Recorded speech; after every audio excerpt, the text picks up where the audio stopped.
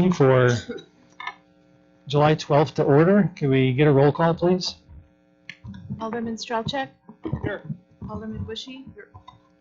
Alderman Meyer? Here. Alderman Hancher? Here. Alderman Garrow? Here. Alderman Parrish? Here. Alderman Schneider? Here. And Mayor Nervin? Here. Next up, we have the approval of the meeting minutes from June 17th and June 14th. Move approval. Second. Motion and a second. Any comments, corrections? Hearing none. All in favor of approving the minutes, please say aye. Aye. Minutes are approved. First up, Resolution 3964, a resolution approving adoption of the City of Mequon strategic plan. I think Will's going to give us a short presentation on where we were and where we are, and then we'll take this matter up. Thank you, Mayor. Only if the council desires a presentation. I've got a couple of slides that just provide a quick overview of the process we've been through. Maybe I should ask first, does anyone require one? Or are we ready to adopt the plan? I think a summary of where it's at, just for the public. Or what he's changed, what we've changed after the last meeting. After the last meeting. Okay, yeah, we'll stick with the plan then. Okay, certainly. Just quickly by way of background, last fall, the city approved a contract with S-Brand Solutions out of Fort Collins, Colorado, to develop an inaugural strategic plan for the next 3 to 5 year period. The process commenced in earnest in late 2021 with surveys and interviews amongst various members of the Common Council and the executive staff with the city organization.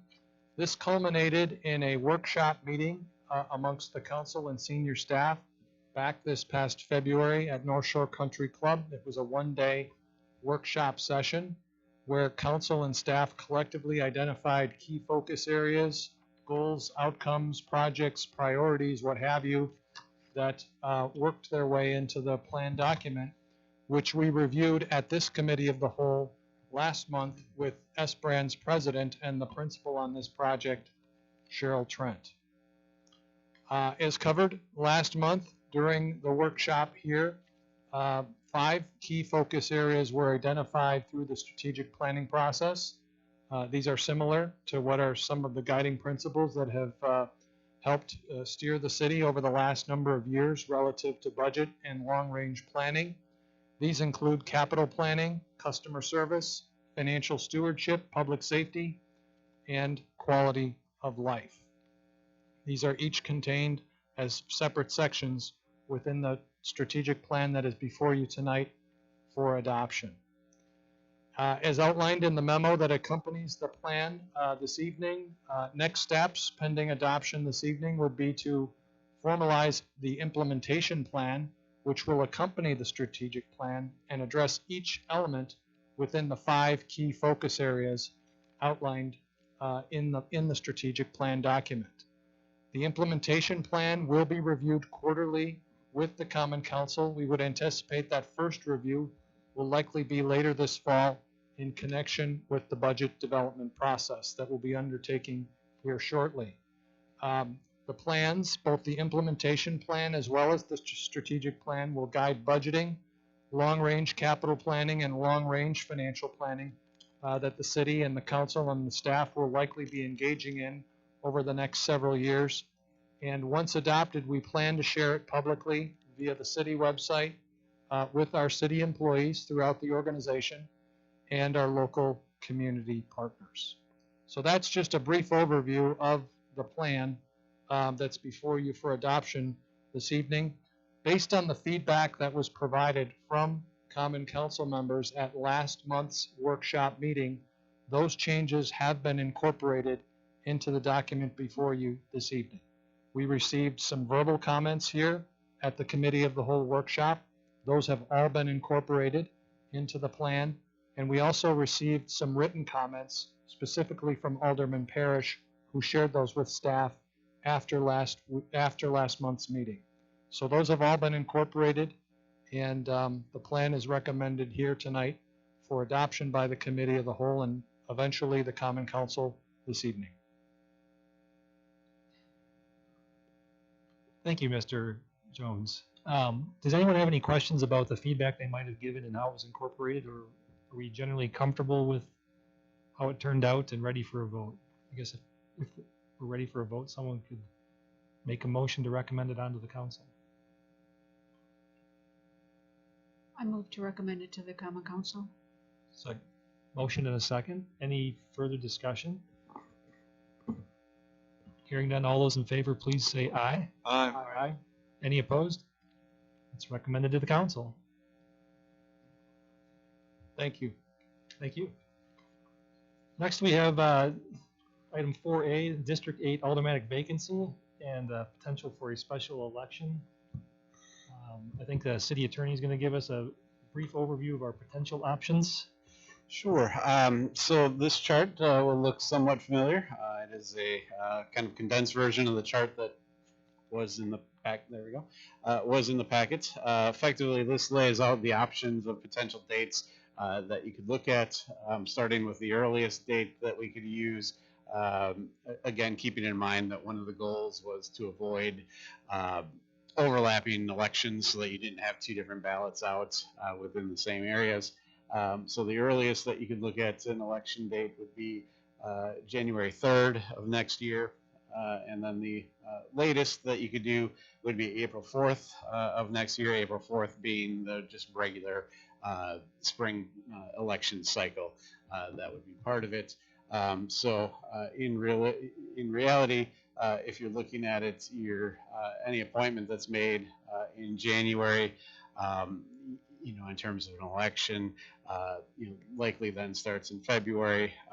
So you have February, March, April meetings that you gain 3 months of people in office at that point. So as you can see, each of the dates has kind of unique challenges other than the regular election cycle.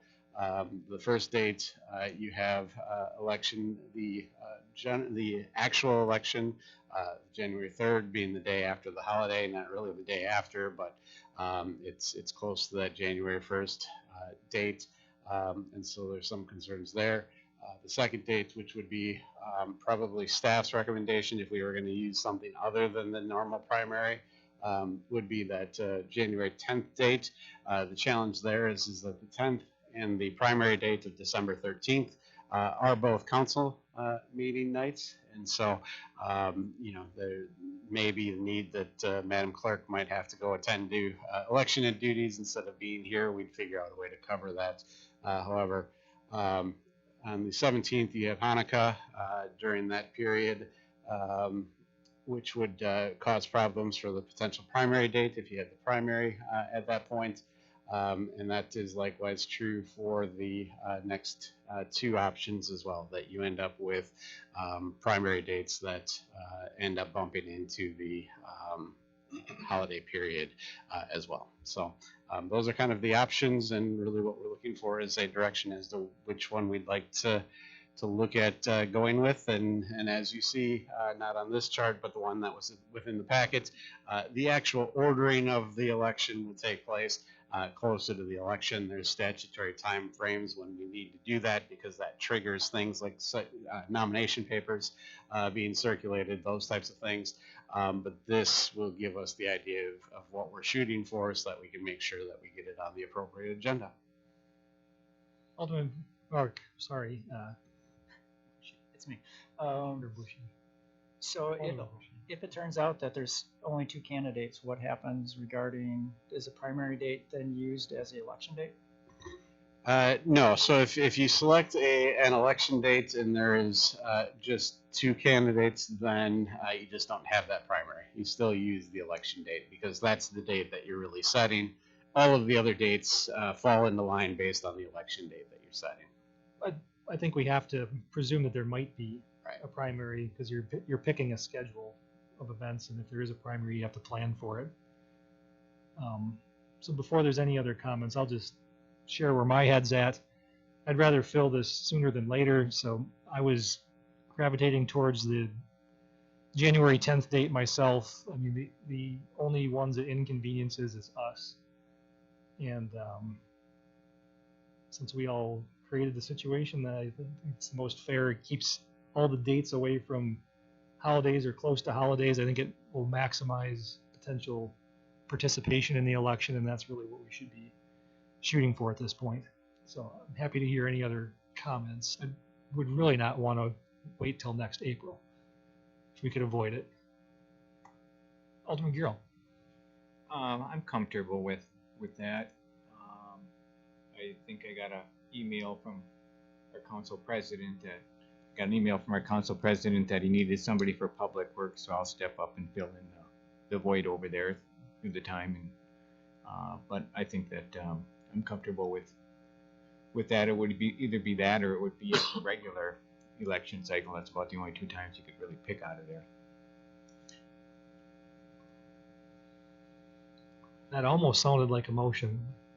A long one, but emotional. Alderman Bushy. I was just gonna say, I agree with that. I think as long as Carolyn is able to bridge all that, then I would be in favor of that.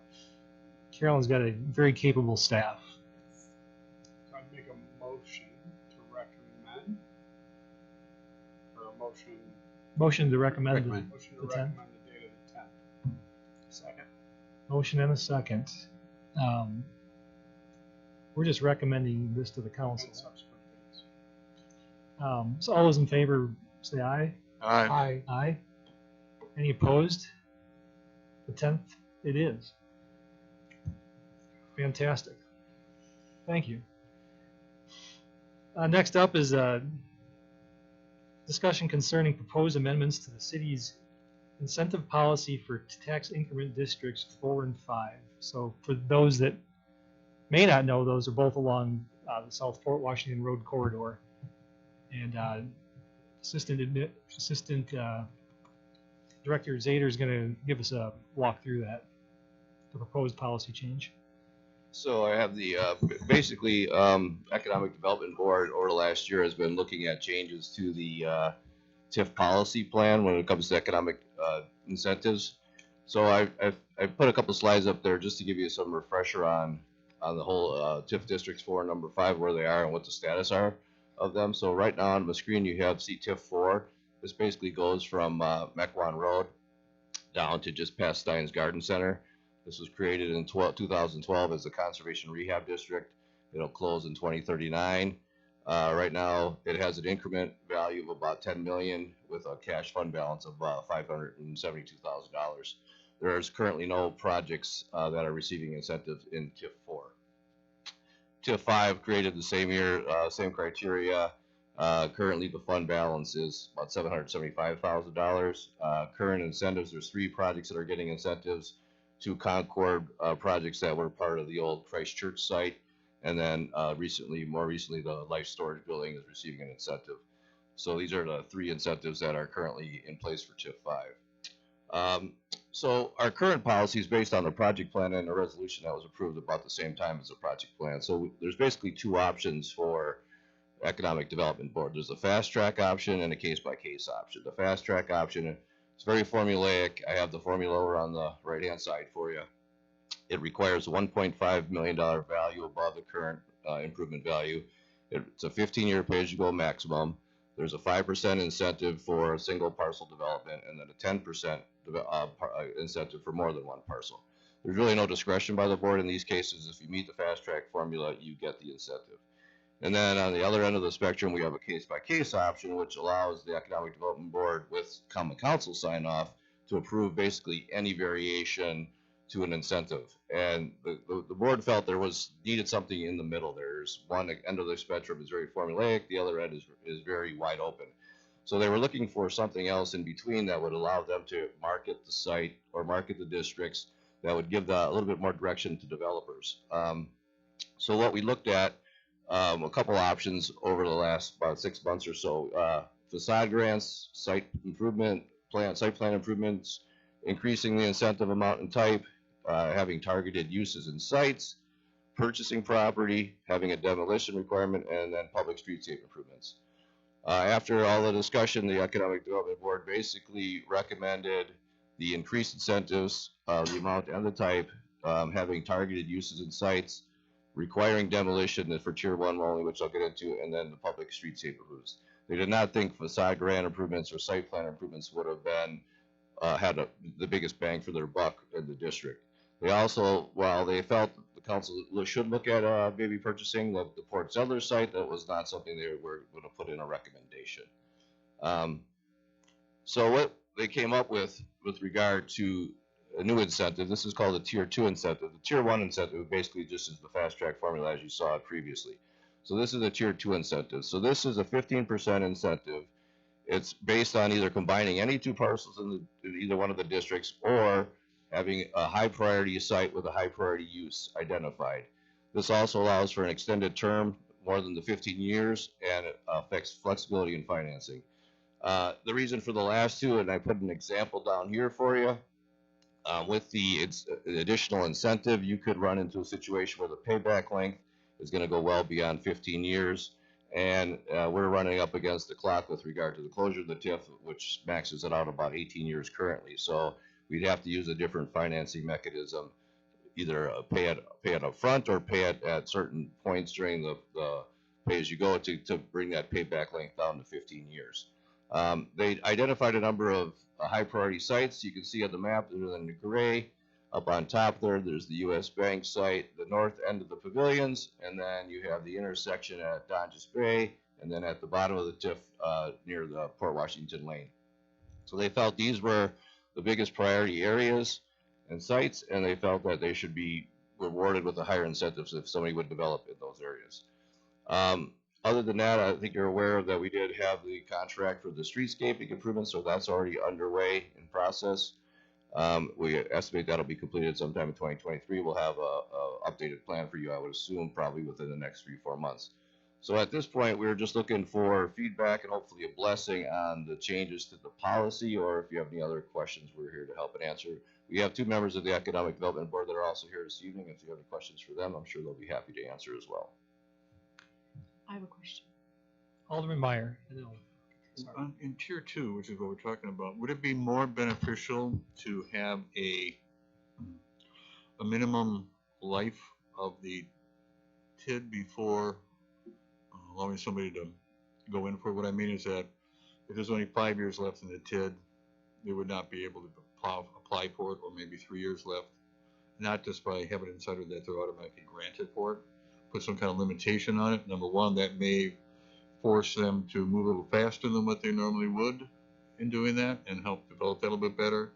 And the second thing is, for the matter of fact, is that I'd also like to have something inside there that, although I trust the Economic Development Board explicitly, I think that that type of stuff should go back to the Common Council for a faster payout on that. So, and that's where I guess that's where they're looking for feedback. They would like the flexibility to determine the payback period and the financing type as part of a policy that the council would approve, but they did not want the individual projects to come back to the council to get verification or approval, because it's hard to go out and to basically advertise this policy without having the council buy-in. The first part, I think eventually we'll have to tweak this policy when we get closer to the end of the TIF. At that point, we'll either have to severely limit the amount of incentive or use available cash reserves on hand to cover it if you feel necessary. But I think that's something that will be dealt with later on in the time frame. And I'm saying, if I can continue, and I'm saying on that, maybe a minimum of 3 years, 4 years, or 5 years, whatever it is, at least we got some payback period then during that period of time when the TID is still active for that. Yeah, I just think we have, right now it closes in 2039, so we have a lot of time to go at this point. I think once we get a little bit closer to that, we might have to revisit up the policy at that point to determine what we should do to modify it. I mean, right now I think we have enough. Most projects will qualify for most of the payback with like in this case, I have the one up there now. It has basically a $1.6 million incentive, and it's a 22-year payback. And we have 18 years left. So only 4 of those years we'd have to come up with some sort of cash up front to cover it. So right now I think it's okay, but I think we're going to run into more issues as we get closer to that ultimate closure, where we won't be able to make that money be paid back at that time frame. So we'll have to either amend the policy at that point or reduce the incentive at that point. Does that make sense? or you could go case by case and modify the tier 2. Yeah, you always have the option to do the case by case. If something If doesn't it's- fall within whatever this approved policy would be, there always is the option to do it of the case by case. That won't go Yeah, away. if it was case by case, it would come back through us. Yes, Well, that's correct. what I was saying, if we had if we had like a minimum of 5 years, let's say, that had to have the TID still have to be in effect in order for it to, then we could still go on case by case basis after that to see if it makes sense. I think the prevailing wisdom here is we need to do something more now to kick this in the rear end and get it moving, because 3 projects over, it's been 10 years. This was voted in a month or 2 before I took my seat as alderman for the first time, and that's been a decade. So there really hasn't been much of the private sector taking advantage of the TIF program as it stands. So this is just intended to kickstart, but obviously as the TID runs out in time, you're going to run out the clock on the payback period, but that's where we can deal with that when it comes. Correct. And just one final thing, would it be more beneficial for us to have something would be like the next 5 years we'd be doing that, so that would give a little more incentive for people who are thinking about it to move ahead during that period of time? Yeah, that wouldn't be a bad idea to have this new policy sunset after 5 years, 5 to 7 years, whatever the number may be. You know, it's extended if we want to later on, but I mean, if we have Yeah. something that's decided for the next 5 years of development. Yeah, That's a good no, I think comment. that's a good idea. So I think we can take that back to EDB and have them chew on it. We've got a little bit of time to formalize this policy because we're just discussing it conceptually tonight, but we wouldn't likely adopt a new policy till late this year, early next year, because there's a zoning component that needs to get discussed and the architectural standards that are guidelines. still in the works. And we kind of want to marry those all at the same time. Otherwise, you might get a project that you weren't desiring. So we've got a few months to assemble pieces or new ideas like that. Before I forget, Alderwoman Schneider. I just had a question. The high priority sites are really well defined, but there wasn't any mention of what we would be considering high priority uses. Yes, and that was a good question. I think we had contemplated that issue, and I think at first we talked about potentially having a list of uses, but then we thought we might not come up with everything, and there may be a use that they find to be a high priority use, but then it might go somewhere else in the corridor, then it maybe drops off as a high priority use. So I think the feeling was it would be kind of discretionary upon the Economic Development Board to determine what that high priority use is, because it could be different for the different parts of the, so you might have a different high priority use that they feel is important up on the north part than you do on the south part. So they wanted to kind of leave that open and have discretion at the board level to determine if that use is considered high priority or not.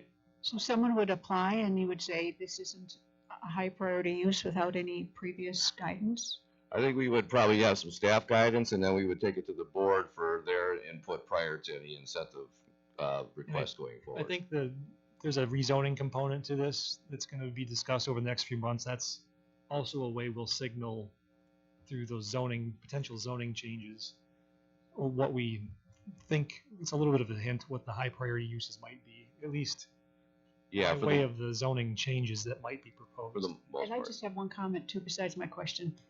This is on behalf of the community. When the bank wanted to go in where the Soapman's restaurant is, I had a lot of community comments that they would like to have some of those buildings preserved.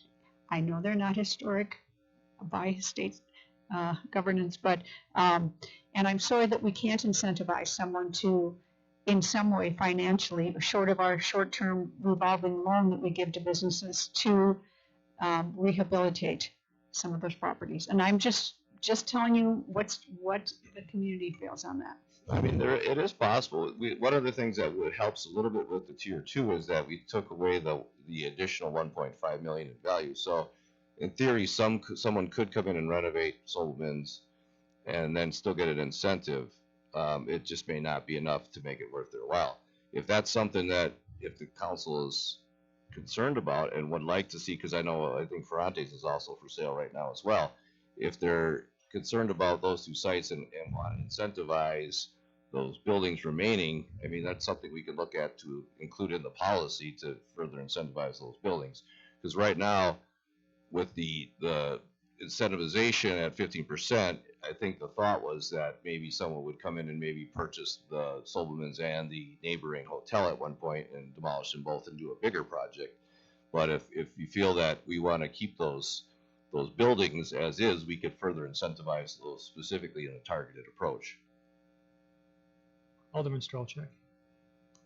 Kind of building off what Alderwoman Schneider mentioned, I think our struggle in town center with the TIF funding and where we've had some negative feedback and or votes against projects that really do fit the TIF model is just the use in general. So really, I want to spend a little time talking about the use of what we're really looking to have there. From my standpoint as an alderman and from public feedback that I'm getting is that, you know, I don't want to TIF fund a single-use bank. I think we've got plenty of those. That's not the type of development I'm looking to fund with, you know, taxpayer TIF incentives.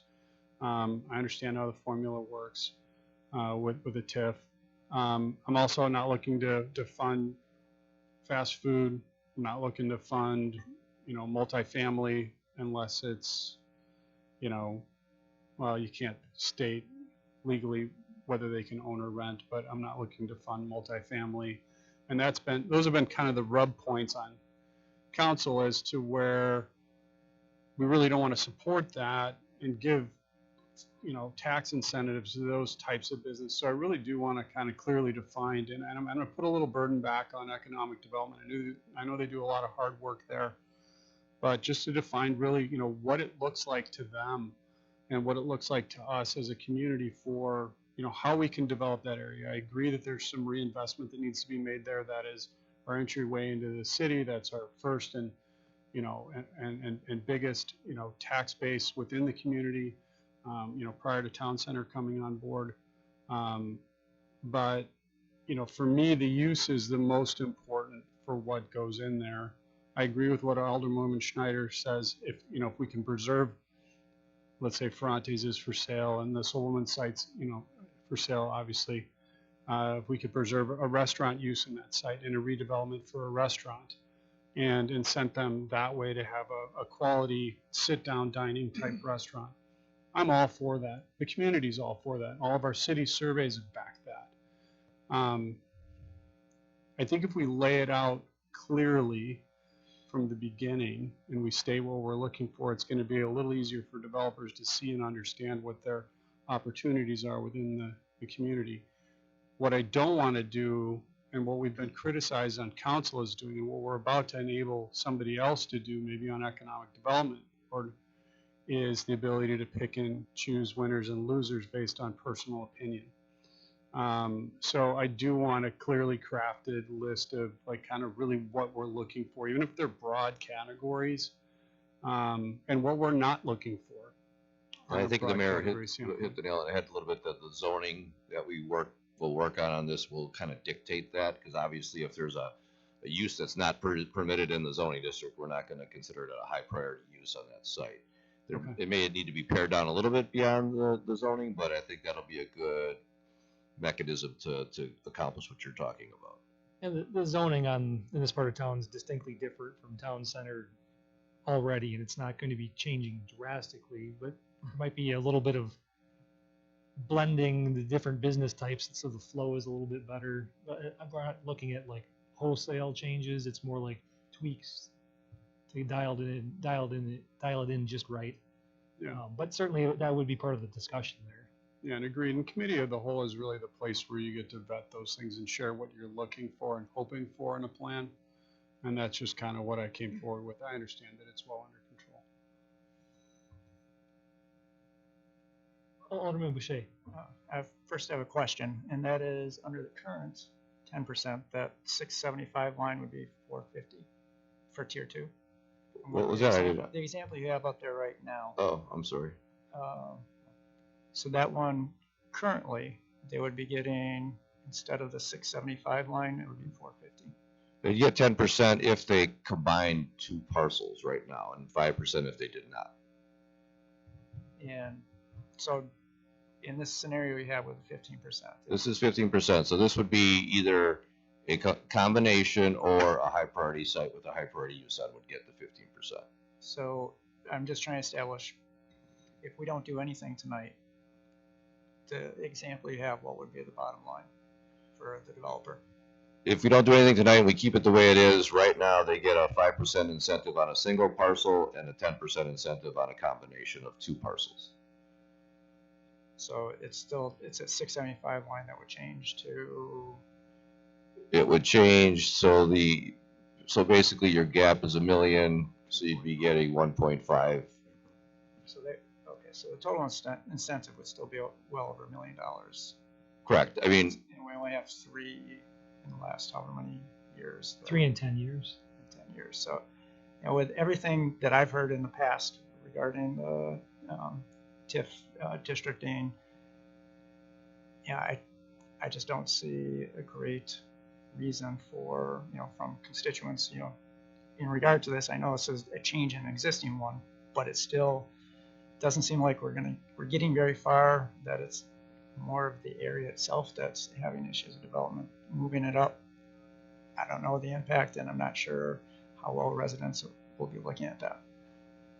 Having represented both District 7 and 8, redevelopment of this corridor is a high priority to citizens in that part of town. I used to get lots of comments about, why are you investing so much in town center? We need more work done over here. And we've had very limited success in the past 10 years with these two TIF districts. They're distinctly different than TIF 3 because they are pay-as-you-go, so you get incentives on the back end, which are far less risky for the city, but maybe don't spur as many projects to go forward up front at the same time. So we're not going to go borrow money and drastically change these TIF models, but we've got some ability now, especially with the increment that's been generated, to do a little bit more, and this is part of trying to do more. And we created this basically to compete with some other areas that have green land. Basically, the base improvement value in the site repair and demo gap is basically to get the site back to green land, to be competitive with other communities that are basically selling green land when we don't have that option in this corridor. So we knew it was going to be somewhat conservative going in. We guess hope for a little bit more activity, but we knew it was going to be still a rather conservative go at it. But that's just the way we felt would be the safest method, especially using the pay-as-you-go. I mean, it's basically risk-free for the city at that point. So, and I don't think we want to go down the path of changing that either. Alderman Parrish. Yeah, thanks to staff and the Economic Development Board. This was a year and more of hard work. They even walked the corridor and talked about sites and did all that work to get to this recommendation. To Alderman Girl's point, I'm not Girl, Boucher, I have previously studied the TIF formulas, and the old formula was just, it was not getting, you saw the end result. Nothing happened, and what was happening was a lot of the older buildings were just being rehabbed, and we're being stuck with what we have. Including, I don't want to pick on developments, but really the only legitimate user we had in the TIF was the self-storage, and I think under this new formula they probably wouldn't have qualified, or to the same extent. And I think this program is really going to realign community expectations with the monies that are being distributed. Because in that case, we had zero say. I mean, it was, here's the formula, whatever, you get $500, $1,000 or what have you. So in this case, it's a little more up for discussion. There's different buckets, and I think it's really been vetted out. It should work. I like Alderman Mayer's idea. It's actually a really good idea to kind of create this early window to speed it up. And those are my comments. I do want to thank Mike Kramer and Jeff McLean from the Economic Development Board for being here. And I know we'd love to hear if you have anything to add. You're welcome to come up to the mic and add it. But you guys have been leaders on the board, and we appreciate that. So thank you. Yeah, go ahead. We'd love to hear from you. Yeah. I'd love. I don't know. I'm Mike Kramer, by the way. I don't know if there's much more we can add that hasn't been discussed by Jack. I think he laid it out very thoroughly, and Brian, appreciate your comments. You've sat in on a number of the meetings of the Economic Development Board, and as well as Alderman Schneider, and I've seen a lot of what we've done over the last couple of years in coming up with this. This is just one step and try to encourage the right kind of development that we think the community desires within the Port Washington corridor. And those high priority sites, we really want to make sure we get the right kinds of development to be drawn there. And so I think reformulating the TIF and with this new tier would help. I think when we put more thought into the zoning, I think we're getting there. To Brian's point, we just haven't seen enough movement within the corridor, and the Economic Development Board has put a lot of thought, a lot of discussion into this. And whatever we need to bring back to the committee to discuss further based on your feedback, we're more than happy to do, but we definitely want to continue to try to move forward. So that's my comments. Thank you. Thank you. So what do we need? What does staff need from us tonight? I just, I guess there's some confirmation that we're thumbs on the right path and that we're doing the right things, and you're supportive of the changes the board is proposing with some tweaks. We had a couple ideas for tweaks. Alderman. I would just add to what our now mayor said about the community push to get this corridor in a little bit better shape aesthetically and functionally, actually. I represent District 7, and the people I speak with are disappointed at how little has been done there. So I just wanted to reiterate that in terms of giving you a push to continue your work. So I think I'll just ask for a straw poll. Who's generally okay with this? I know we've made a couple of comments, and I think staff will bring those back to EDB, and over the next couple of months formulate a policy that will come back to the council. So by show of hands, who's generally okay with revamping the formulas? Looks like we have a majority at least. So is that good enough for Yes, this item? sure. Yes. Okay. Thank you very much. I think noting that, we'll move on to the next item.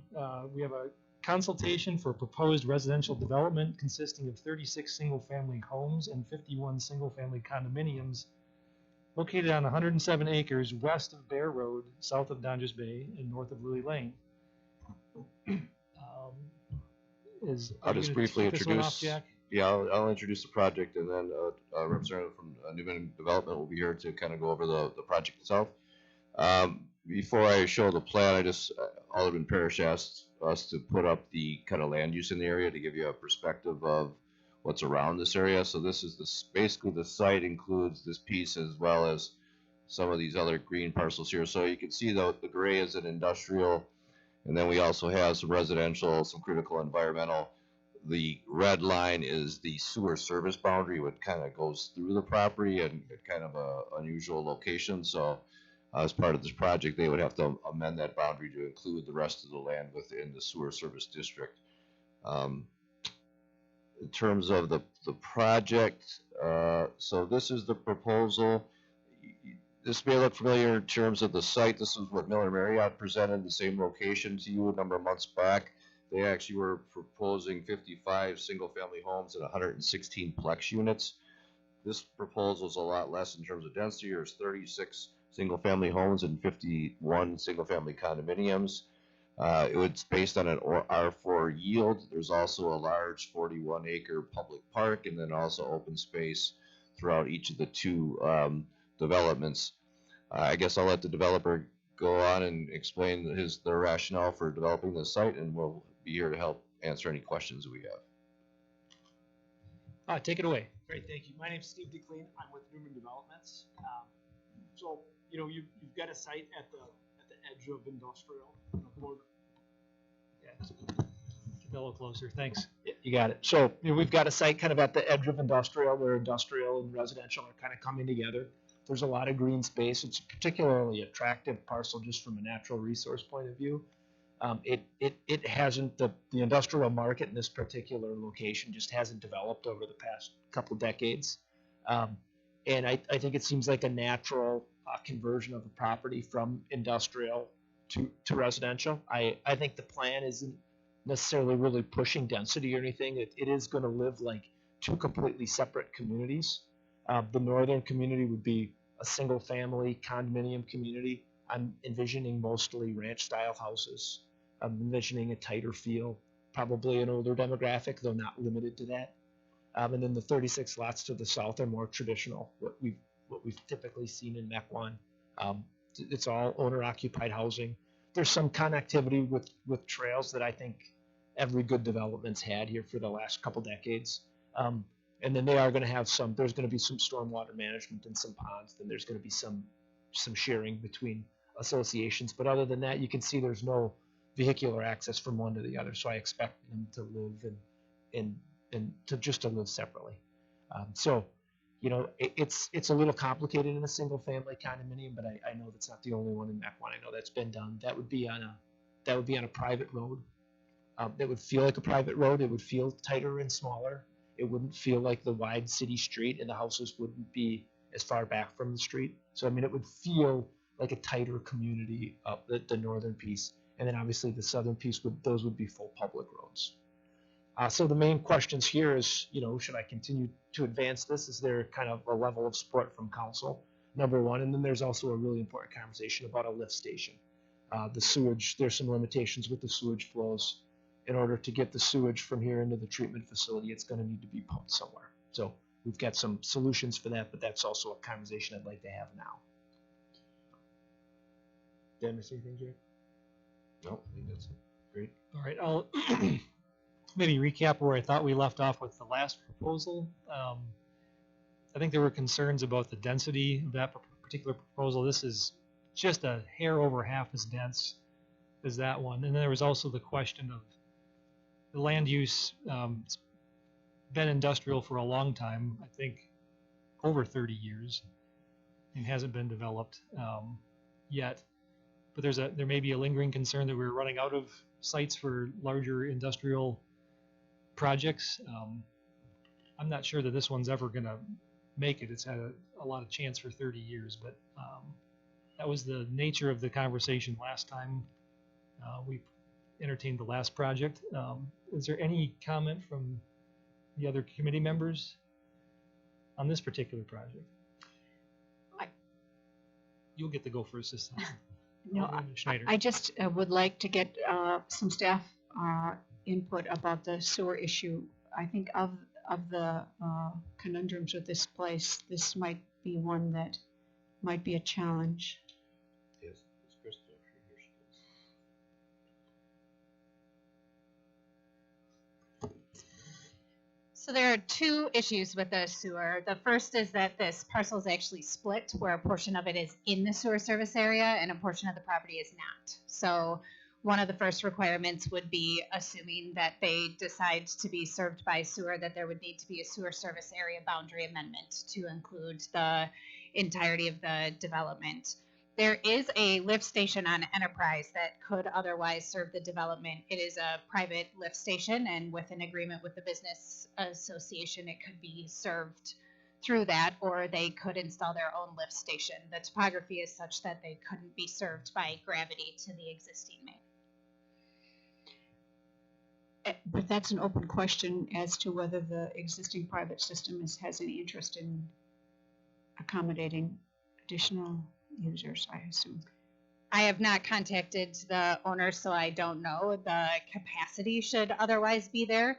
I would assume that they would enjoy the opportunity to share their operation and maintenance costs among additional customers, but we're not a party to that maintenance agreement that they have for that lift station. And then with water, we would need to have a main because of fire suppression, or if they want to be served through public water, then there is water both on Enterprise and unfortunately not up until Donjas Bay. So it is likely, depending on the fire flow, that they'll have to loop the system through so that they would connect in both locations. But that's not challenging.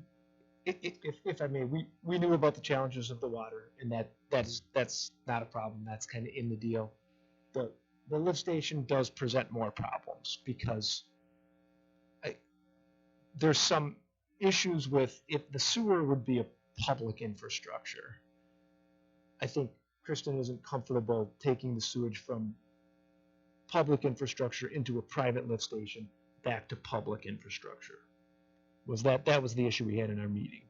Correct. Which- Well, I mean, And so I'm not sure we have a scenario, and I may need to default to the city attorney, but I'm not sure there's a means for us, yes, to take public sewer for the residential development through a private lift station and private force main that then ultimately connects back into the public system.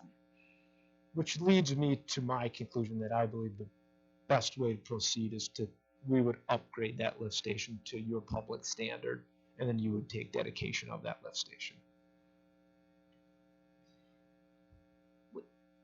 We have 23. There is a large operation and maintenance cost. The service area for this is rather isolated. I would not advocate for taking over ownership of the lift station. I presume that the current lift station's owner has an agreement to discharge into the public system at some point. Correct. So I think all you need is a agreement to piggyback on their system, and then you could cost share. I think the lift station was built originally with the envisioning this would all develop into industrial someday, so it was built with that in mind, was it not?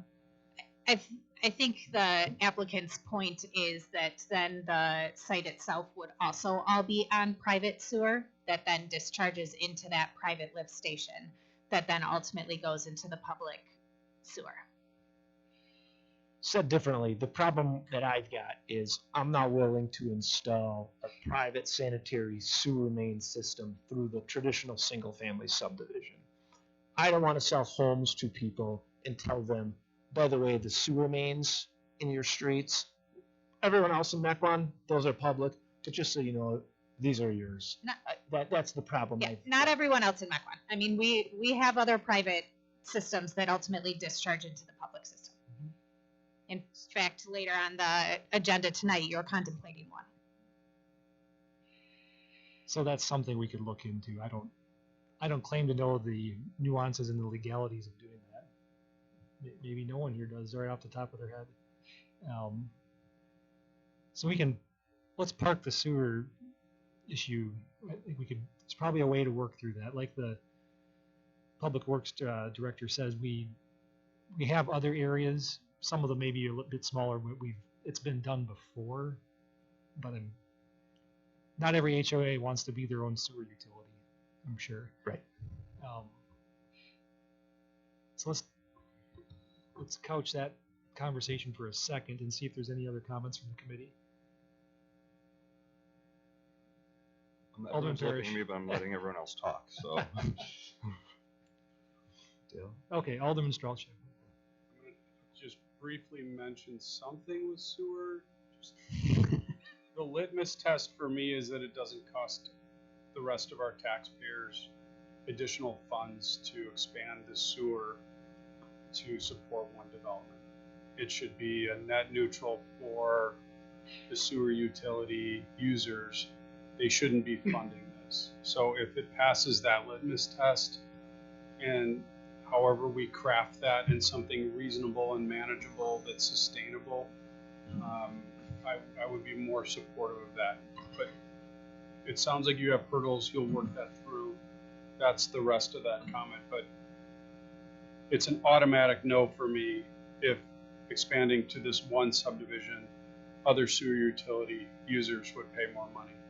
That's an automatic no for me on a vote, both on Planning Commission and Common Council. Just so you know. Alderman Meyer. Is the, good evening, by the way. Is the representation that you have in the northern part over there for the condominium, the way the driveways are, is that going to be pretty much how you want to do that? But I'm not a big fan of having just big garage doors across the whole thing, and that's going to be alternating those. Yeah, the PUD would require 50% of the driveways to be loaded from the side. And I was somewhat intentional in that drawing where you'll see the driveways actually, over 50% of them were loaded from the side. And my other concern, I know it, trying to make this fall under conservation, but 20 feet in between buildings is not a lot. I mean, it's pretty small inside there for it. being able to open your window and shake hands with your neighbors or you're having breakfast is not exactly what I think is what, people want. Maybe I'm wrong. But I find myself hard approving that close to the buildings being that together. It may mean to separate them out a little bit, eliminating a couple of the buildings, but I couldn't find myself supporting something that's 20 feet in that difference. Alderman Parrish. All right, thank you to the applicant.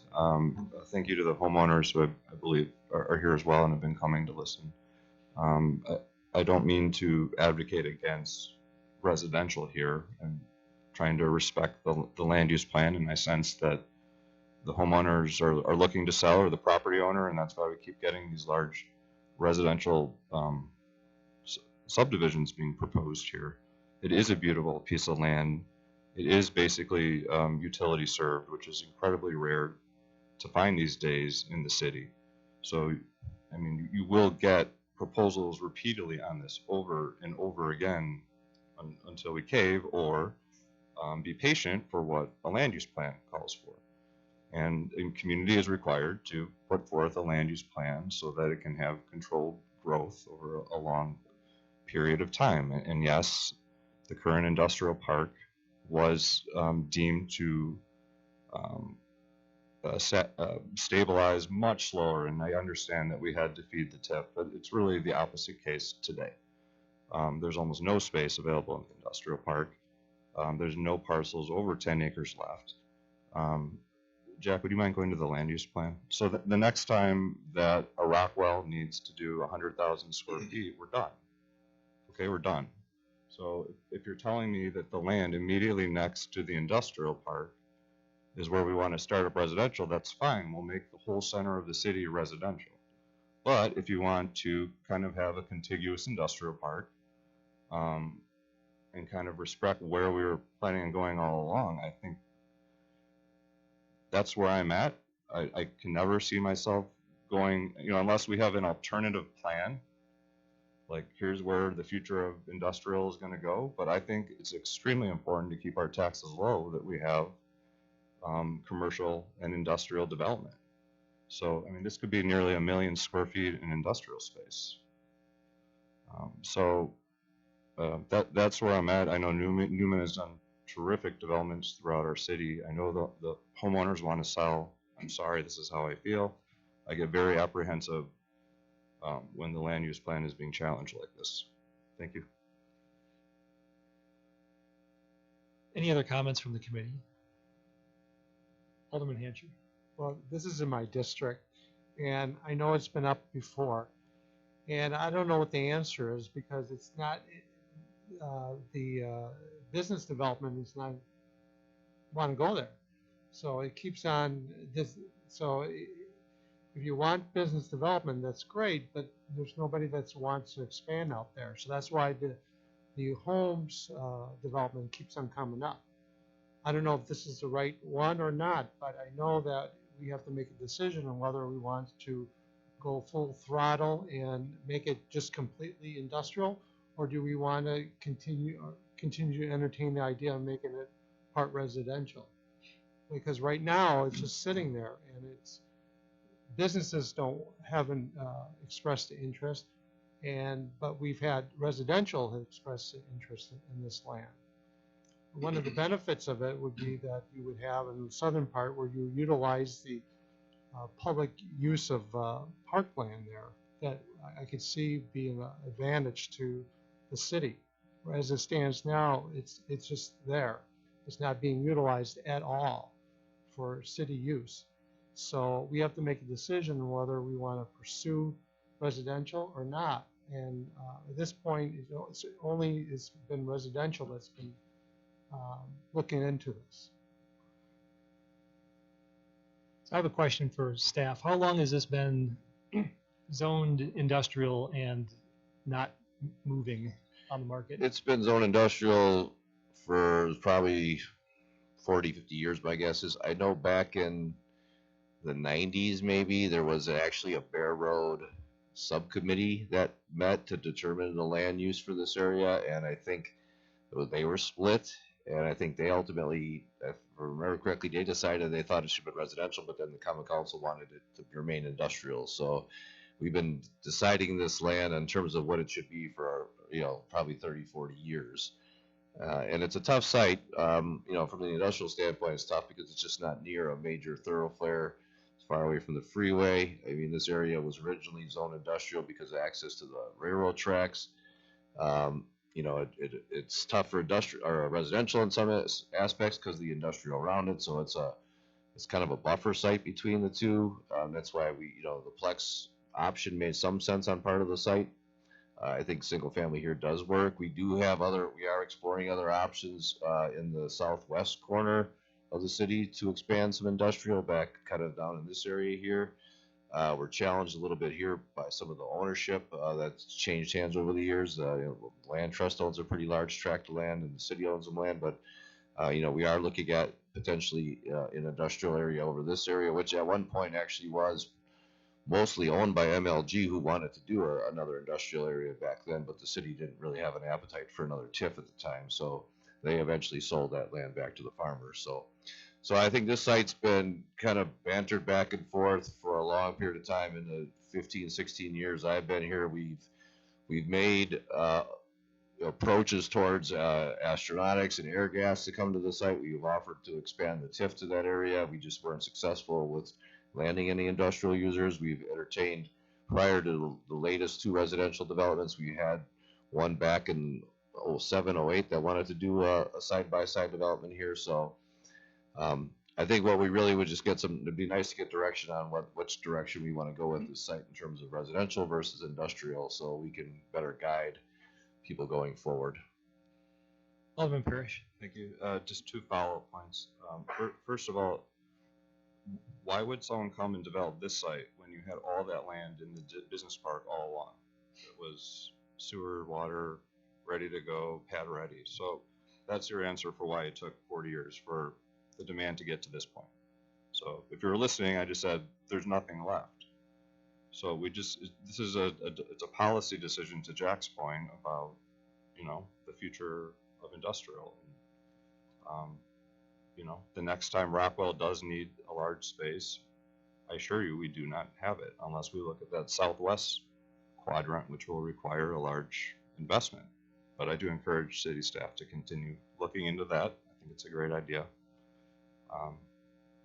And that's where I'm at. So. I'll go here.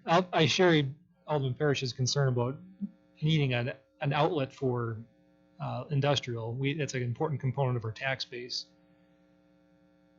But at the same time, there has been 40 years to get something done here, and nothing's moved at all. So if the project's right, I think I'm at least open to it conceptually. This is far more palatable than the last one. It's kind of a neighborhood that's more becoming of things we've been building lately in Mequon. But I agree, we need to start looking at opening up that southwest corner for industrial, because it just makes far more sense with the access to the freeway that's there that is lacking here, which I think is a detractor from getting larger users in. We've seen some movement in smaller users, but not another big Rockwell or anything of that scale. I think it's really just, for me, I think it's freeway access. We just lack it. It's hard to get in and out of the site. So that's my 2 cents. Any other feedback from the rest of the committee? Alderman Strelchak? I guess as we entertain this, our question is, why hasn't this been developed? And I guess I'd be looking for, real clear staff feedback on why it hasn't. What are we seeing in other communities? What is getting the residential or the industrial development to trigger in those other communities? Is it incentive, TIF incentive? Is it sewer, water? What's the balance that's encouraging people to invest in a community? To Alderman Parrish's point, yeah, I mean, there's reasons why this, that we know that it hasn't been developed, because there's, certain constraints and certain policies I think that we need to put in place. But I really want staff's feedback in helping us figure out really what that means. you know, the applicant's a good applicant. I know they built good subdivisions. You know, I don't want to dismiss the fact that, you know, you're here and I'm kind of talking to staff, so I apologize for that. But we've got somebody savvy with commercial real estate that understands the commercial real estate market on council. He's asking all the right questions. I think we need a, you know, real kind of formal readout on what it would take to be competitive to be in the industrial market. Let's stop using Rockwell because I work at Rockwell. Can you pick a different company? Use any other company as an example as we're bringing those up? Just that's, I guess, one favor to ask of mine, because, you know, I don't want my employment to sway me voting one way or another, or be perceived that way. So pick Airgas because they went into Germantown or something along those lines that we actively tried to court to get to come to the city. But you know, my preference would be to leave it industrial, just in general. It's been industrial all along. It's intended on that. It's on the land use plan. I do support what our land use plan is. I think a lot of hard work went into that, and just personal opinion, it's not developing isn't enough just to switch it quickly. I'm looking to understand really why this path is the best for the city and what's causing us to not have what we desire in the space that we have slated for a specific type of development. You know, again, that's the staff. You guys are all better at this than I am. I'm looking for the staff feedback on that in the next meeting. Yeah, we can look further into it. I think the primary reason is going to be location. It's just that this location is not as attractive as other industrial parks because of the lack of access, direct access to the interstate. I think that's probably the number one reason. And the owner is actually here. I think he can speak to it, but I think this was even contemplated as a industrial park prior to even the creation of TIFs 1 and 2 in Mequon. So this goes way back that they've marketed this as an industrial site. I think there are other factors that are probably play into it, you know, incentives or just cost of land, things like that, that make this a little bit more challenging to site. But I think the number one reason is just access and location. Would the owner care to speak? We're speculating why your land may not be selling, so there's a Time why don't you limit tell us here. what you're here. Tom Jansen, president of JPJ Corp, we're the owner of the property. Our family, the Jansen family, owns this, and a trust owns JPJ Corp, the family trust. My father bought this land in 1985 with the hopes of developing it for industrial. It just hasn't moved. We've had 2 land sales, GMI, and then originally Olympus Flag, but it's at the end of the cul-de-sac is 2 properties that bought into it. There's an association that owns and oversees the lift station that's there. Everybody wants to be along the interstate. This is isolated site. There just has not been any interest in it. And also, please note that half the property is residential. And then we always have the case that now there's truck traffic if there's industrial. It's kind of a mixed area. Bear Road is, you know, Jack could comment on this, but that would have to be upgraded. It's just residential, really addresses the needs of what the neighbors expressed in early 2000s. We had a meeting with the neighbors. What would they like to see? A lot of them expressed the interest in residential. So we're addressing that. So either way, if it's residential on the south, you still have that same issue with the abutting the industrial. I think Newman has a great plan here. It opens up the area, the tax base sooner than later, you know, $40 million or whatever, bringing that to the coffers, to the city, the sewer connection charges, etc. You have the schools right up the road. These are residents that can ride their bike up to the Spur 16 and Foxtown. It really fits. And I think it serves an area, you know, with the condominiums that young professionals and maybe residents that want to move out of the big houses. It's a good transition to keep the older community here and introducing younger families to the area. We've been fighting this for a long time, you know, with the industrial. It's just not happening. people want to be the industrial wants to be in Germantown, Franklin, along the interstate corridors. I just don't see it happening soon. And I think it's a win-win for everybody, quite frankly.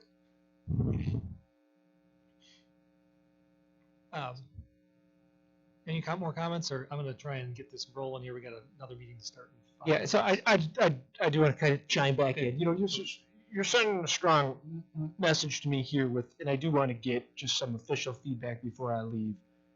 I think it's a good plan. I haven't heard anyone say it's not a good plan, right? We've got a good reputation. I think that you need to acknowledge that if you turn this one away, you're really saying, no, this is an industrial site or nothing, because I don't know what else you want to walk in the door. I'm getting to just that question. Yeah. So this isn't official, but who is, by show of hands, just a straw poll, who is at least open to the concept of something resembling this type of use, much less dense than the last one we saw? Yes, we do have to be concerned about where to put future industrial, but I think that's going to be the southwest corner of the city. It's been talked about for as long as I've been here, and we should just go start moving that direction. I think there's talks about doing that. So by show of hands, so we give these gentlemen at least the minimum they came here to get. Who is open to something, maybe not this exact plan, but something like this? Show of hands. How many we got? Two. So a majority. So there's hope. So who's against it?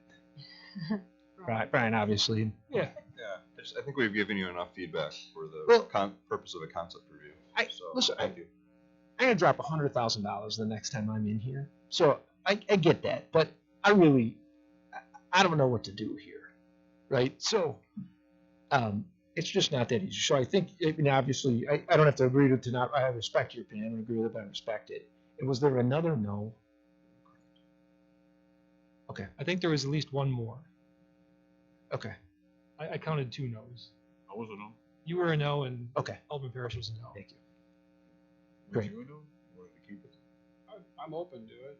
I want to see why not industrial. I'm open to it. That sounds like a maybe. Great. Got a All known right. hurdle. What's that? Got a known hurdle for me. Great. Let's keep the conversation going. All right, I'm Thank gonna you. wrap this one up. We've got one more item. Thank you, gentlemen. Lastly, we have electronic participation for Common Council, Planning Commission, and citizen committees. I don't know if we need much more discussion on this, other than, is this body open to expanding electronic participation? Even if it's a little bit, we can send this to the Public Welfare Committee for further discussion. We don't need to debate it here. So, show of hands for this one as well. Who is at least open to discussing it further? I think it's generally good. It's just a matter of how much more. So that looks like a majority as well. So that'll go back to public welfare for more consideration. That brings us to future policy items for discussion. Does anyone have any real quick they'd like to add? If not, you can always email me or the city administrator at a later time. Motion to adjourn. Move to adjourn. Motion. Second. And a second. All in favor, please say aye. Aye. Aye.